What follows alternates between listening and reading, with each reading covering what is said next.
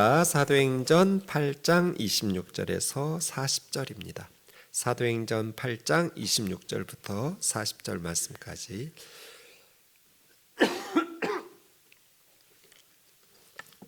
우리 한 절씩 교독하겠습니다.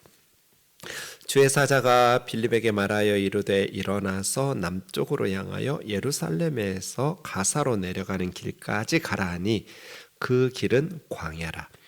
일어나 가서 보니 에티오피아 사람 곧 에티오피아 여왕 간다게의 모든 국고를 맡은 관리인 네시가 예배하러 예루살렘에 왔다가 돌아가는데 수레를 타고 선지자 이사야의 글을 읽더라.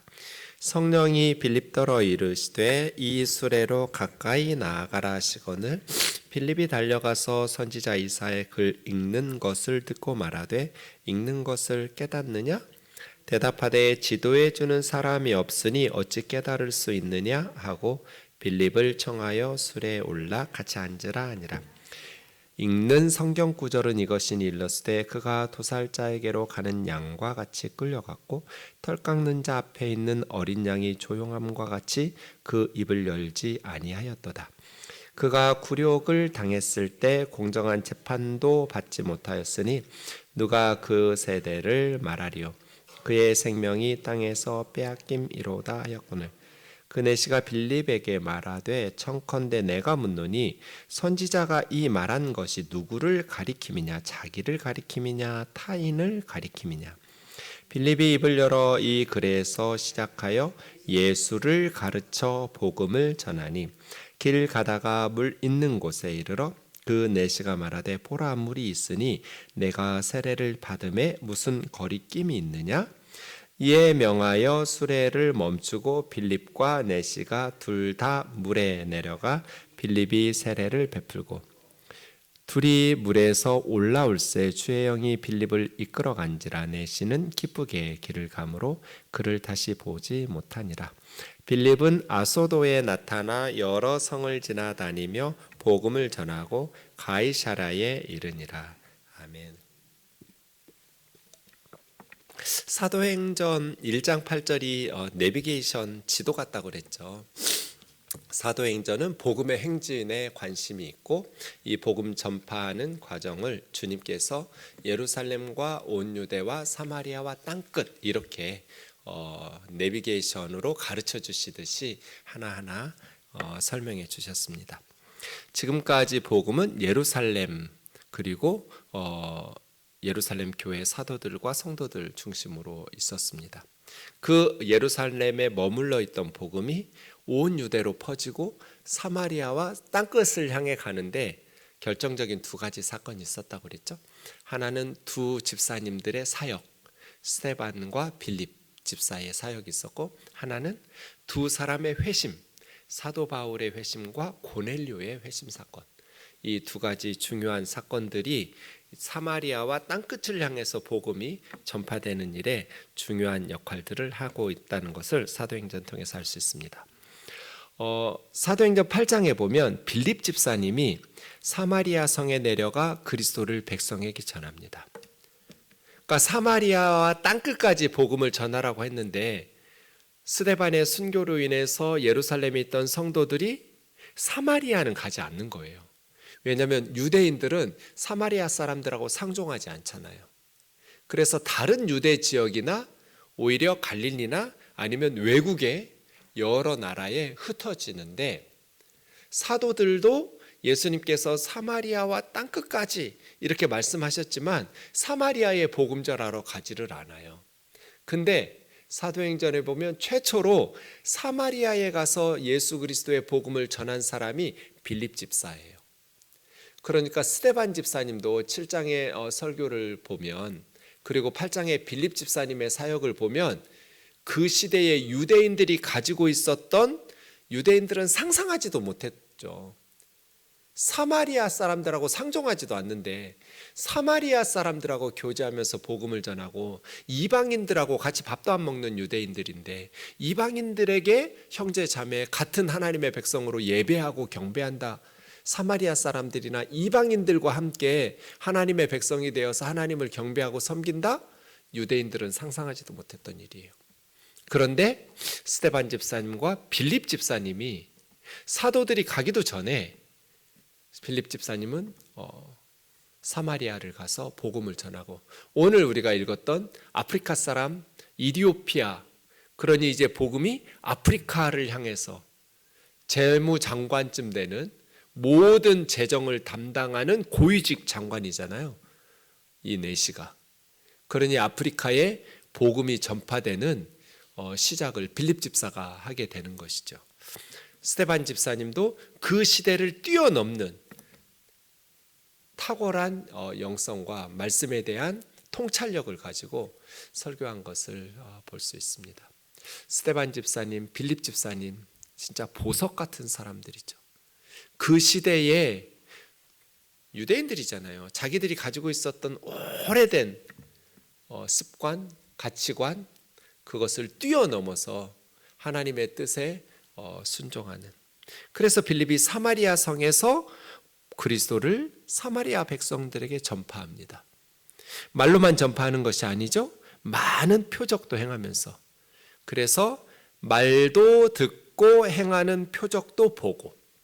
우리가 늘 선교사님들을 위해서 기도하는 것이 이거라고 그랬죠. 말로만 복음이 전파되는 것이 아니라 성령의 능력으로 기도의 응답들을 통해서 표적들이 나타나는. 그래서 한 마음으로 빌립 집사님이 하는 말을 사마리아 사람들이 믿고 따르게 되는 거예요. 많은 귀신들이 소리를 지르며 나가고, 많은 중풍병자와 걷지 못하던 사람들이 빌립 집사님의 사역을 통해서 치유되고 회복되는 역사들이 나타난 것이죠. 그래서 사마리아 성에 큰 기쁨이 예수 그리스도로 말미암아 빌립 집사의 순종과 전도 사역을 통해서 사마리아 성의 회복이 시작된 것입니다. 그리고 나서야 예루살렘 교회에서는 사도 베드로와 요한을 사마리아로 파송합니다. 그러니까 빌립 집사가 먼저예요.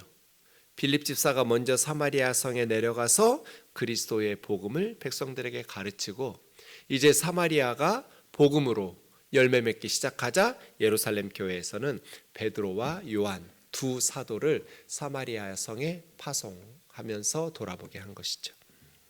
그렇게 사마리아 성의 큰 기쁨과 열매들이 나타나고 있는데, 갑자기 오늘 본문 26절에 보면 주의 사자가, 29절에서는 성령이, 주의 사자가 빌립에게 일어나라는 거예요. 지금 사마리아에서 남쪽 예루살렘에서 가사, 지금 가자 지구라고 하는 지중해 쪽에, 그 예루살렘에서 가사로 내려가는 길까지 가라는 거예요. 예루살렘에서 지금 가사 쪽으로 누군가가 있는 거죠. 거기로 가라. 근데 거기는 인적이 드문 광야란 말이에요. 그러니까 인간적으로 생각할 때는 지금 사마리아에서 성도들이 많은 열매들을 맺으면서 사역들을 신나게 하고 있는데, 갑자기 인적이 드문 광야로, 여기 가까운 거리 아니에요. 예루살렘까지 가사까지 가려면 한 80km에서 100km 정도 떨어졌어요. 근데 사마리아에서 예루살렘으로 내려갔다가 예루살렘에서 가사까지 가는 그 광야길을 며칠 걸려야 되잖아요. 그래서 인간적으로 생각하면 왜 나한테 지금 광야로 가라고 하시지? 라고 생각했지만 즉시 빌립 집사는 순종하죠. 그랬더니 27절에 일어나 가서 보니 에디오피아 사람 에디오피아 여왕 간닥의 모든 국고를 맡은 관리인 네시가 예배하러 예루살렘에 왔다가 지금 아프리카 다시 에디오피아로, 지금 수단쯤이라고 말하는 지금 에티오피아하고는 좀 다른 지역이에요. 나일강 북부 지역에 있는 나비타 왕국이라고 하는 그 지역에 있는 에티오피아의 간다게라는 것은 사람 이름이 아니고요. 우리나라 임금, 왕 그런 단어처럼 어떤 명칭이에요. 그 여왕의 칭호죠. 개인 사람의 이름이 아니고요. 그런 여왕 간다게의 모든 국고를 만든 네시. 그 시대 풍습이 여왕과 궁녀들과 함께 일을 하기 때문에 거세를 해서 환관으로 만드는.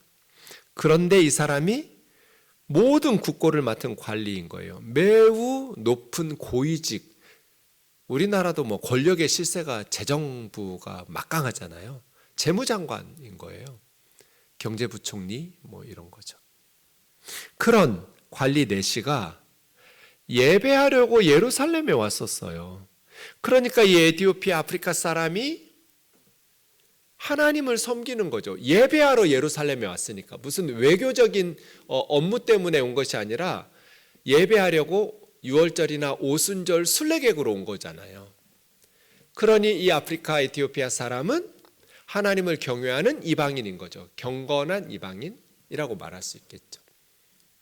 뭐 어떤 사람들은 이 사람은 흑인이긴 하지만 아프리카 사람이긴 하지만 유대인의 혈통이었을 가능성도 배제할 수는 없다. 네. 왜냐하면 첫 번째 회심한 그 이방인이 에티오피아 사람 넷이냐 아니면 고넬료냐 이걸로 이야기한다면 고넬료다 이런 식으로 말하는 사람들도 있어서요. 어쨌든 아프리카 사람이기는 하지만 에티오피아 넷이는 유대인 출신이었을 것이다 이렇게 말하기도 하고요. 뭐 어쨌든 아프리카 에티오피아의 모든 재정을 담당하는 이 사람이 예루살렘에 하나님을 예배하러 왔다가 이제 다시 아프리카로 가려니까 지중해 쪽에 있는 가사로 가면 그쪽에서 아프리카로 내려가는 길이 있거든요. 그래서 그 광야길을 가고 있는 거예요. 이 내시가. 그런데 덜컹거리는 수레에서 이사야 선지자의 글을 읽고 있는 거죠. 인간적으로는 빌립 집사가 왜 그 광야로 가라고 하시지? 이해할 수 없는 그러한 명령이었는데 순종해서 갔더니 딱 준비된 사람이 있는 거잖아요. 그죠? 땅끝까지 복음이 전파돼야 되는데 아프리카의 고위직 재무장관이 있는 거죠. 게다가 이 사람은 하나님을 섬기는 사람이에요. 예루살렘에 예수님을 믿지는 않지만 그냥 유대교로 개종한, 그래서 하나님을 예배하는 그러한 사람. 예루살렘까지 와서 그 바쁘고 높은 지위에 있는 사람이 예루살렘까지 와서 예배하고 돌아갈 정도면 하나님에 대한 열심이 특심인 거잖아요. 하나님에 대한 열심이 특심이고 돌아가는 길에도 지금 성경 두루마리를 읽고 있는 거잖아요. 이사야의 글을. 그렇죠? 예. 가끔 이제 버스나 지하철 보면 다들 핸드폰 보고 있는데 성경 읽고 있는 사람들 보면 너무 마음이 행복해지죠. 성경을 읽는, 출근하거나 퇴근하는데 피곤할 텐데 그냥 잠시 쉬면서 자거나 졸거나 아니면 뭐 핸드폰으로 관심 있는 거 보거나 그러지 않고 성경을 꺼내서 읽고 있는 사람 보면 믿음이 좋은 사람, 열심 있는 사람이죠. 예루살렘에 예배하러 온 것도, 그리고 수레에서도 성경을, 뭐 길이 좋긴 하여 덜컥거리는 흔들리는 그 수레에서 성경을 읽을 정도면 이 사람의 하나님에 대한 열심이 특심인 거예요. 준비된 사람이에요. 게다가 빌립 집사가 무슨 내용인지 알겠냐고 물을 때 모른다고 정직하고 겸손하게 좀 가르쳐 달라고. 대개는 몰라도 아는 척 하잖아요. 처음 보는 낯선 사람이 뭔 말인지 알고는 읽어요. 그럴 때 상관하지 말아요. 나도 알아요. 뭐 이럴 수도 있잖아요. 근데 이 고위직의 사람이 모른다고 가르쳐 달라고 겸손한 사람이에요. 참 이 내시를 보면 준비된 사람이다. 그냥 딱 준비된 사람이에요. 그래서 빌립 집사가 순종해서 갔더니 하나님께서 잘 준비된 사람 빌립 집사에게 네가 가서 복음 좀 전하라고 보내신 거잖아요. 29절입니다. 성령이 빌립더러 이 수레로 가까이 나아가라. 이건 뭐예요? 가까이 가서 교제하라는 거죠. 흑인인데, 아프리카 사람인데, 이방인인데, 네, 빌립 집사는 전혀 거리낌이 없어요. 복음으로 다 뛰어넘었고 유대인과 이방인 뭐 그런 것들 할례와 무할례 다 장벽을 허물어뜨린 사람이에요. 사마리아로 제일 먼저 달려가서 복음 전한 사람이잖아요. 그래서 빌립이 달려가서 선지자 이사야 글 읽는 것을 듣고 말하되 읽는 것을 깨닫느냐? 묻는 거죠. 이사야서를 읽는 건 어떻게 알았을까요, 여러분? 수레 가까이 가서 이제 읽는 소리를 들을 만큼 접근한 거죠. 근데 들어보니 이사야서를 읽고 있어요. 이사야서를 읽고 있었다는 걸 어떻게 알았냐고요, 빌립이. 우리는 성경 읽을 때 눈으로 읽지만 그때에는 크게 소리 내어서 읽어요.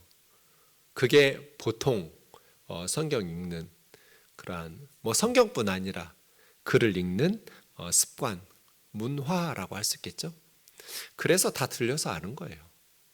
들어보니 이사야서 읽고 있네요. 그래서 물은 거예요. 읽는 것을 깨닫느냐? 무슨 내용인지 알 수 있겠냐고 물은 거죠. 그때 지도해 주는 사람이 없으니 어찌 깨달을 수 있느냐 하면서 빌립을 청해서 술에 올라 같이 앉아서 나 좀 가르쳐 달라고. 참 정직하고 겸손한 사람인 거잖아요. 네, 존 스타트가 말했어요. 하나님이 우리에게 주신 선물 두 가지가 있다고. 첫 번째는 성경이고 두 번째는 그 성경을 잘 설명하면서 가르쳐주는 성경 교사라고.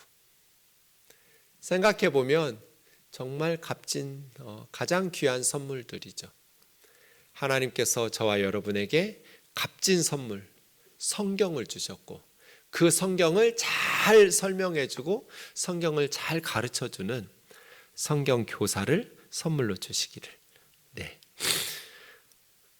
하나님께서 주신 성경 이사야를 읽는데 지도해주는 사람이 없으니 읽기는 있는데 무슨 말인지 모르겠는 거예요.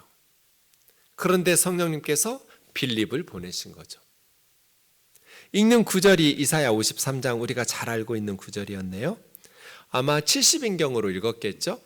히브리어로는 못 읽을 테니까 그것을 헬라말로 번역한. 그래서 지금 우리가 읽고 있는 이사야 53장하고는 조금 다르죠. 그가 도살자에게로 가는 양과 같이 끌려갔고 털 깎는 자 앞에 있는 어린 양이 조용함과 같이 그 입을 열지 아니하였도다.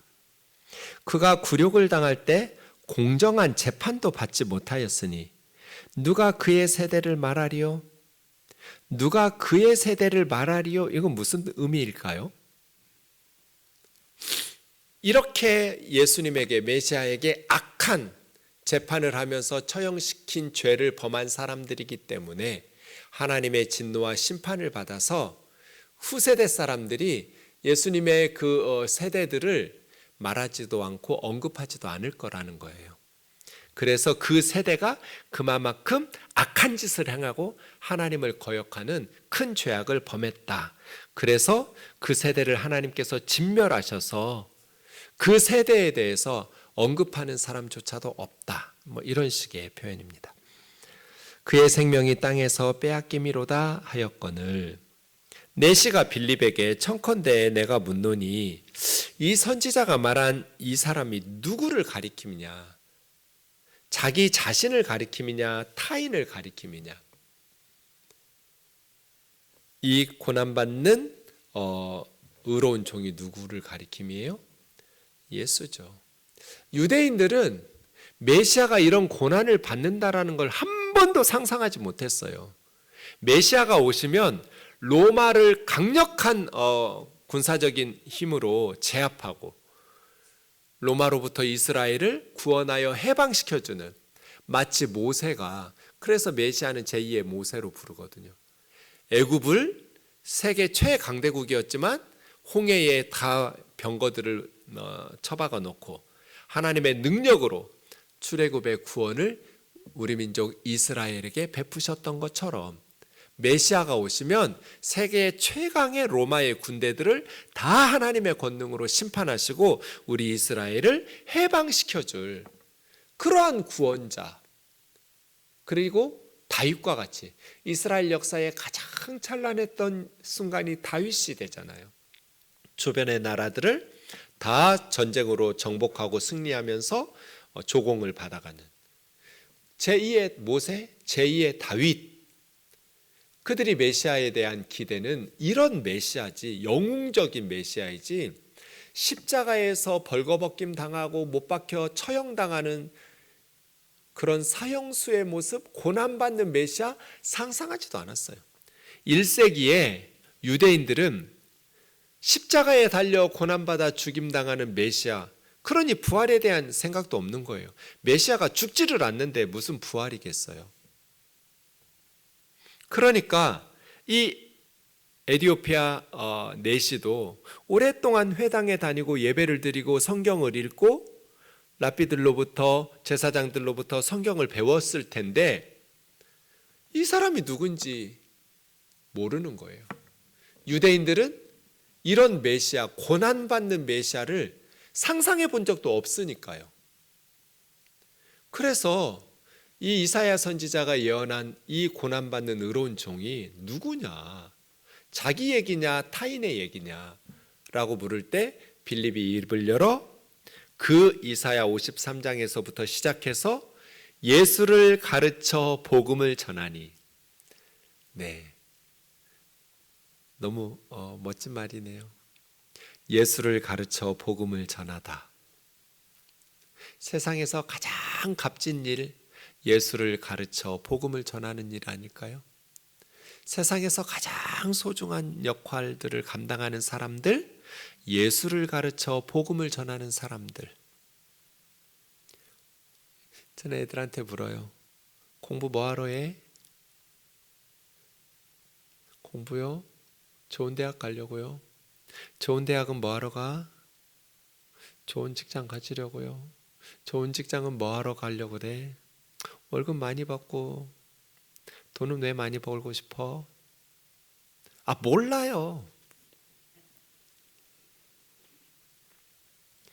예수를 가르쳐 복음을 전해라. 나가든지 뒷돈 대든지 해라. 너희들이 열심히 공부했는데 이렇게 힘들게 고생하는데 겨우 남들이 못 먹는 맛있는 비싼 거 먹고 남들이 못 타는 좋은 차 타고 그런 허접한 인생 살지 마라. 이렇게 고생해서 실력을 길렀으면 값지게 살아라. 너희가 값지게 사는 것은 이 땅을 위해서 사는 것이 아니라 영원에 연결시켜서 영원한 하나님의 나라와 잇대어서 사는 것인데, 그것은 이 세상의 모든 건 다 사라지지만 천국에 우리가 데리고 가는 사람들은 영원하니까 한 영혼이 천하보다 귀한 거잖아요. 그래서 예수를 가르쳐 복음을 전하다예요. 그것이 너희의 인생을 값지게 사는 거다. 선교사로 나가서 예수를 가르쳐 복음을 전하든지, 나가서 예수를 가르쳐 복음을 전하는 선교사들을 위해서 물질과 기도와 몸으로 함께 동역하면서 보내는 선교사의 사명을 감당하든지, 그것이 세상에서 가장 값진 일이다. 이렇게 힘들게 고생해서 놀지도 못하고 자지도 못하고 실력을 길러서 공부하는데 너희들의 고생이 보람이 있어야 하지 않겠냐. 제가 청년들 가르칠 때 늘 했던 말이에요. 그래서 해마다 선교지를 데리고 다니고 늘 복음을 전하는 선교에 대해서 이야기하고, 그것이 선교사님들을 돕는 것이 아니라 우리의 인생을 값지게 사는 방법이에요. 오히려 선교사님들이 우리의 삶을 값지게 만들어 주시는 거죠. 같이 동역하게 함으로써. 그렇죠? 예수를 가르쳐 복음을 전하다. 이것보다 더 값진 일이 어디가 있어요? 이것보다 더 보람 있고 의미 있는 인생이 어디가 있어요? 예수를 가르쳐 복음을 전하다. 세상에서 가장 값진 일이고 가장 소중한 일이고, 아무리 권력과 높은 지위를 가지고 아무리 많은 부귀영화를 누리면 뭐 하겠어요? 언젠가 죽고 다 썩어서 없어질 건데. 그런데 빌립 집사님이 재무장관에게, 에디오피아 그 높은 지위를 가진 그 관리에게 예수를 가르쳐 복음을 전했어요. 그럼 이제 이 에티오피아 내시가 어떻게 되겠어요? 예수님의 제자가 됐겠죠. 또 다른 빌립이 된 거예요. 복음 전도자가 돼요. 그래서 36절 길을 가다가 물 있는 곳에 이르러 내시가 말하되 보라 물이 있으니 내가 세례를 받음에 무슨 거리낌이 있느냐? 있어요 없어요? 걸림돌이 있어요 없어요? 없어요. 그래서 37절에 없음 그렇게 해놨잖아요. 거리낌 없다고. 이 말은 사본 때문이에요. 지금 신약 성경엔 한 5,000개 정도의 사본을 분석해서 하나의 성경으로 만든 거고요. 오래된 고대 사본들 중에 이 37절이 없는 사본이 있고 있는 사본이 있어서 이렇게 표시한 거예요. 있는 사본의 내용은 어떤 내용이 있냐면 여러분 각주에 있는 것처럼 빌립이 가로되 네가 마음을 온전히 하여 믿으면 가하니라 세례 받을 수 있다 하니까 내시가 내가 예수 그리스도께서 하나님의 아들인 줄 믿노라 이 구절이 있는 거예요. 정확하게 신앙 고백한 거죠.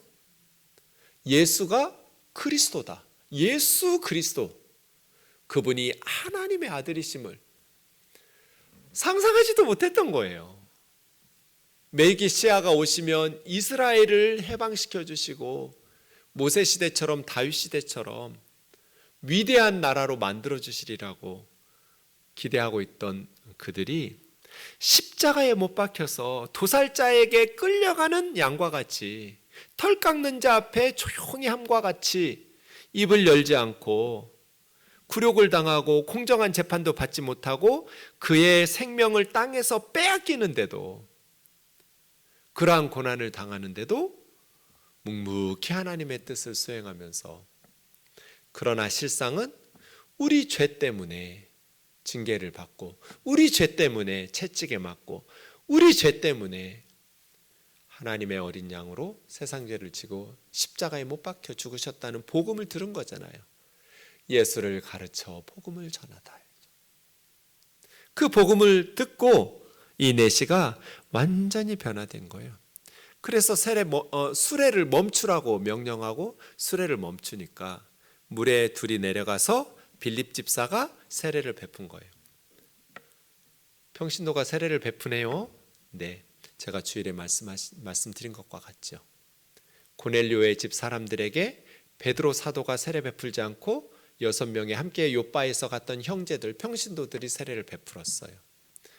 이걸 왜 강조하냐면 그래야 모든 성도들이 지상 명령을 성취할 수 있기 때문이에요. 우리의 삶에 가장 중요한 것이 예수님 유언 아니에요? 예수님이 마지막으로 우리에게 남겨놓으신 유언, 그걸 지상 명령이라고 해요. 예수님이 우리에게 마지막으로 남겨놓으신 유언과도 같은 명령이 뭐예요? 모든 족속에게 가서 아버지와 아들과 성령의 이름으로 세례를 베풀고 내가 너희에게 분부한 모든 것을 가르쳐 지키게 하라 이거잖아요. 그런데 목사들만 세례를 베풀면 지상 명령을 목사들만 순종하고 따르는 거예요. 초대교회는 그렇게 해석하지 않았어요. 모든 그리스도인들이 주님의 지상 명령을 순종하고 성취해야 된다. 빌립 집사가 난 사도가 아니어서 예루살렘으로 다시 돌아가자 이러지 않았어요. 집사인데 자기가 베풀었어요.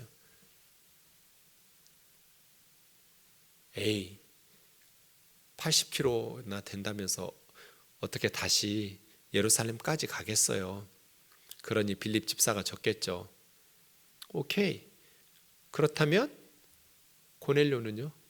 베드로 사도가 그 집에 같이 있었는데 설교는 베드로가 하고 세례는 평신도들이 베풀었잖아요. 그런 의미에서 우리 모든 그리스도인들은 주님의 지상 명령을 성취해야 된다. 모든 민족에게 가서 복음을 전하고 이 빌립 집사처럼 예수의 이름으로 아버지와 아들과 성령의 이름으로 세례를 베풀어야 하고 예수님의 복음을 가르쳐서 지키면서 살아갈 수 있도록 가르쳐야죠. 그렇게 세례를 베푼 후에 둘이 물에서 올라올새 주의 영이 빌립을 이끌어 간지라. 여기서 어떤 분들은 빌립 집사님이 공간 이동처럼 막 갑자기 슝 하고 안 보이고 뭐 이런 식으로 말하는데 그런 의미는 아닌 것 같아요. 물론 그렇게 하실 수도 있지만 누가가 이야기하고 싶은 것은 빌립 집사를 같이 우리 조국으로 에티오피아로 아프리카로 가자고 요청할 수도 있잖아요. 4시가. 그러지 않았다는 거예요. 성령님께서 빌립을 또 다른 지역으로 끌고 간 거예요. 지중해를 따라서 북쪽으로 올라간 거죠. 왜냐하면 40절에 보면 아소도, 우리 구약에서는 아스돗이라고 말하는 아스돗을 지나서 더 북쪽으로 올라가 가이사라까지 갔다고 하는 것을 보면 성령님께서 빌립 집사는 계속해서 지중해 해변을 따라 북쪽으로 가면서 여러 성을 다니며 복음을 전하게 하신 거죠. 빌립 집사에게는 그렇게 복음을 전하게 하셨고 아프리카의 내시를 따라서 가지는 않은 거죠. 그러니 이제 내시는 빌립을 다시 보지 못했지만 기쁘게 자기 길을 갔어. 이건 무슨 뜻이에요? 내시가 자기가 복음 전할 전도자의 사명을 가지고 세례받고 복음을 듣고 예수님 만나고 너무 기쁘고 행복해가지고 이제 이 에티오피아 내시가 에티오피아에 가서 가족들, 친구들, 부하들 다 지금 전도할 판이에요. 그렇게 빌립 집사의 도움 없이도 복음을 전할 선교적 사명, 전도인의 사명을 감당할 수 있을 정도로. 왜요? 이 사람은 이미 다 준비된 사람이라니까요. 사도 바울처럼. 하나님에 대한 열심이 특심이었고 하나님의 말씀에 대한 열심이 있었고 이미 다 준비된 사람이에요. 예수를 가르쳐 복음만 전해주면 되는 사람이에요. 그러니 이 내시는 뭐 사도들의 도움이나 빌립 집사의 도움이 필요 없을 만큼 이제 기쁘게 자기 길을 감으로 이 말은 복음 전하러 가는 거예요. 지금 에티오피아로. 그런데 성경학자들이 주목하는 게 있어요. 이 8장에서 에티오피아 내시가 회심했어요. 9장은 사도 바울의 회심 내용이 나오잖아요. 우리가 살펴보았지만 새벽마다 9장에서 사도 바울은 어떻게 회심했어요? 부활의 주님을 만나는 기적적인 체험을 해서 예수님을 믿게 됐어요. 그죠? 사도 바울은 부활하신 주님을 만나는 기적을 체험하고서 예수님 믿었지만 8장에서 이 에티오피아 내시는 기적적인 체험이 전혀 없었어요. 뭐 부활의 주님을 만난 것도 아니고요. 기적적인 체험이 없었어요. 그럼 이 사람 어떻게 회심했어요? 성경 읽고 성경 깨닫고 회심했어요. 그래서 참 귀하다. 어느 면에서는 사도 바울도 귀하지만 우리가 어떤 기적적인 체험을 통해서 예수님을 믿게 되는 은혜를 누리는 참 그것도 귀하지만 특별한 기적적인 체험, 뭐 부활의 주님을 만났다거나 죽을 병이 고쳤다거나 귀신이 나갔다거나 이런 것을 보지도 않았는데 그냥 성경 읽다가 하나님의 말씀인 성경 읽다가 그 성경을 빌립 집사가 깨닫게 해주니까 예수님을 믿고 가슴 뜨거워져서 세례받고 싶다고 먼저 요청하고 세례를 받고 기쁨이 충만해서 자기 길을 가서 복음 전도자로 살 그러한 열정을 가지고 비전을 가지고 내려가잖아요. 참 귀한 사람. 지금 우리 시대에도 사도행전 9장의 사도 바울과 같은 그런 회심의 역사도 필요하고 사도행전 8장의 에티오피아 내시와 같은 회심의 역사도 필요한 거죠. 우리 아이들 어려서부터 주일학교에서 말씀을 배우는데 예수를 가르쳐 복음을 전하는 빌립 집사와 같은 성경 교사들을 통해서 이 에티오피아 내시와 같이 그렇게 평생 주님을 섬기는 하나님의 말씀을 통해서 만나는 귀한 은혜들이 있기를 원합니다. 이 에티오피아 내시를 이렇게 본문을 볼 때마다 언급하는 기억나는 성경 구절이 하나 있어요. 이사야 56장이에요. 왜 우리 성경에서 내 집은 만민이 기도하는 집이라는 구절이 있잖아요. 모든 성도들이 이 구절은 다 알잖아요. 예수님께서 성전 청결 사건 하실 때 내 집은 만민이 기도하는 집이다. 그렇게 하면서 예수님께서 예루살렘 성전을 청결시키잖아요. 근데 내 집은 만민이 기도하는 집이라는 말씀이 어느 문맥에서 나왔는지 아는 성도는 거의 없어요.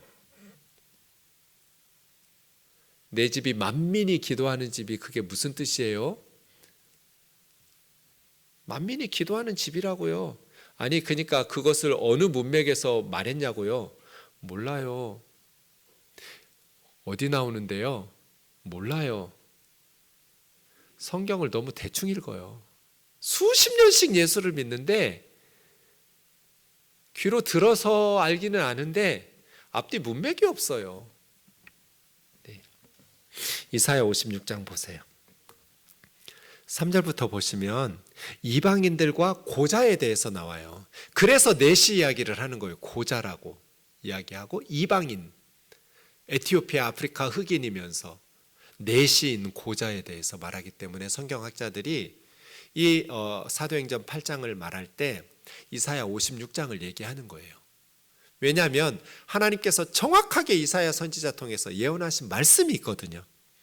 여호와께 연합한 이방인, 여호와께 연합한 이방인들이 있을 거라는 거잖아요. 장차 여호와께서 나를 그의 백성 중에 반드시 갈라내리라 하지 말며, 이방인들은 나는 하나님의 백성에서 분열돼서 쫓겨날 거야 이렇게 말하지 말라는 거예요. 내 백성 중에 있을 거라는 거니까요. 고자도 말하기를 나는 마른 나무라 하지 말라. 여호와께서 이와 같이 말씀하시기를 나의 안식일을 지키며 내가 기뻐하는 일을 선택하며 나의 언약을 굳게 잡는 고자들에게는, 하나님께서 그런 고자들, 원래 모세 율법에 의하면 고자들은 예배 참석 못해요. 성전에 못 들어가요. 모세 율법이에요. 그런데 메시아의 시대에 회복의 하나님의 은혜가 임하는 은혜의 시대가 되면 고자들에게도 이방인들에게도 하나님께서 기뻐하는 일을 선택하면서 안식일을 지키고 하나님의 언약을 굳게 붙잡으면, 5절 보세요. 내가 내 집에서, 하나님의 집은 성전이잖아요. 내 성 안에서 아들이나 딸들보다도 더 나은, 그러니까 유대인들, 하나님의 아들 딸들로 불리우는 자들보다 더 나은 기념물과 이름을, 더 좋은 명예로운 이름을 그 이방인들과 고자들에게 주겠다. 그동안 고자들은 예배 참석 못했어요. 성전 진입 금지예요. 출입 금지. 근데 하나님께서 영원한 이름을 주어서 끊어지지 아니하게 하실 것이며 여호와와 연합하여 그를 섬기며 여호와의 이름을 사랑하며 그의 종이 되며 안식일을 지켜 더럽히지 아니하며 나의 언약을 굳게 지키는 이방인마다 내가 곧 그들을 나의 성산으로 인도하여 기도하는 내 집에서 그들을 기쁘게 할 것이며 그들의 번제와 희생을 나의 제단에서 기꺼이 받게 되리니 이는 내 집은 만민이 기도하는 집이라 일컬음을 받게 될 것임이라. 만민이 기도하는 집이라고 일컬음 받게 된다는 이 예수님께서 성전 청결 사건에 하신 이 말씀이 마지막 하나님의 구원의 시대, 하나님의 은혜의 때, 회복의 때가 되면 하나님을 선택하고 하나님과 연약한 이방인들에게도, 그리고 그동안 성전 예배에 출입금지 당했던 고자들에게도 하나님의 아들과 딸들보다도 더 나은 기념물과 영원히 사라지지 않을 영광스러운 이름들을 하나님의 이름으로 주시면서 하나님의 거룩한 성산에서 번제드리고 기도하고 예배할 때 하나님께서 기꺼이 받으시겠다는 거잖아요. 그러면서 내 집은 만민이 기도하는 집이다. 이스라엘 사람들, 할례자들만이 아니라 만민이 기도하는.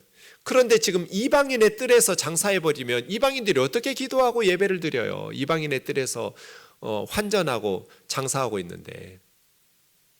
그래서 주님께서 하나님의 집은, 성전은 만민이 기도하는 집이라고 일컬음 받는다고 그랬는데, 강도의 소굴로 만들어 놓고 돈 있는 사람들만 우대해주고 가난한 사람들은 듣지도 못하고.